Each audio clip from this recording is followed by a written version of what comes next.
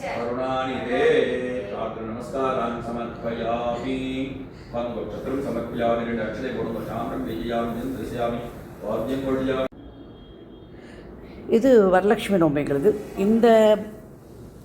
இது கிட்டத்தட்ட ஒரு 70 வருஷம், இது ஒரு 25 வருஷம். இதுதான் எங்கள் வீட்டில் வரலட்சுமி நோன்பு.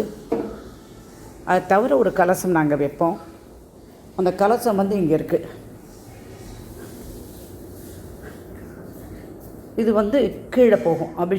அர்ச்சனை பண்ணுறோம், லட்சார்ச்சனை. இதுதான் அலங்காரம் செய்த நம்ம கருமாரியம்மன், அங்காள பரமேஸ்வரி. இன்றைக்கி நம்ம வீட்டில் லட்சார்ச்சனை. அது பண்ணும்போது உங்களுக்கு நான் திரும்பியும் வீடியோ எடுத்து போடுறேன். வணக்கம், நான் உங்கள் பிகேகே லைவ் டிசைன் பிகேகே.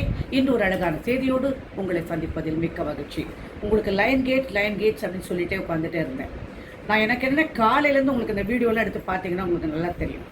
காலையிலேருந்து ஒரே வேலையாக இருந்தது. நிறைய விஷயங்கள் என்னை சுற்றி ஓடிக்கொண்டிருக்கனால என்னால் டக்குன்னு காலையிலே உங்களுக்கு எதுவும் சொல்ல முடியல. அதனால் இப்போ சொல்கிறேன். இரவு 8 மணிக்கு ஒரு கறி இலை தெரியுமா, மசாலா இலையில் அந்த காம்பு உடையாத கறி இலையை எடுத்து அதில் 8 தலைகீழ போட்டுக்கோங்க. 8 எப்படி போடணும் அப்படின்னு சொன்னீங்கன்னா, நீங்கள் 8 நேராக போடாமல்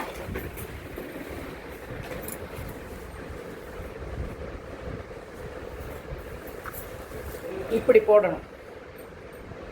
இப்படி 8 போட்டுட்டு அது பக்கத்தில் நன்றி, நான் பணக்காரன் அப்படின்னு எழுதிக்கணும். தமிழ் எழுதுறீங்க. அது பின்னாடி thank you universe for all the abundance in my life அப்படின்னு.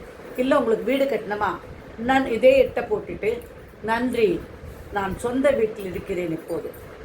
கல்யாணம் ஆகணுமா, அதே 8 போட்டு எனக்கு திருமணம் இனிதே நடந்து முடிந்தது இப்போது, நன்றி.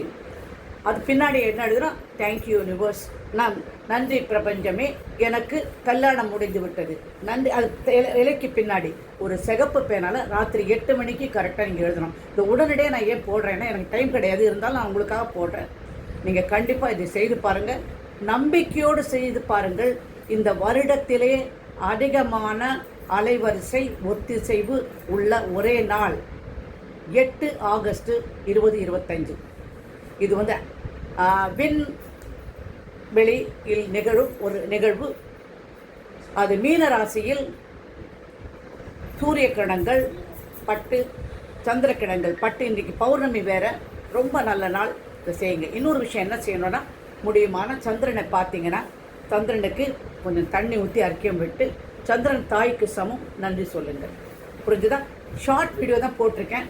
நிறைய பேர் என்னை கேட்டுகிட்டே இருக்கீங்க, நீங்கள் வாழ்க்கைக்கு வழி சொல்லுங்கள். வாழ்க்கைக்கு வழி சொல்கிறது நீங்கள் தான். நான் ஒன்றும் சொல்கிறதுக்கு ஒன்றுமே இல்லை. என்னை பொறுத்த வரைக்கும் ஒவ்வொருத்தருக்கும் இண்டிவிஜுவலாக என்ன வாழ்க்கையில் நடக்குதோ அதுதான் ரொம்ப நீங்கள் எடுத்து செய்ய வேண்டிய ஒரு விஷயம்.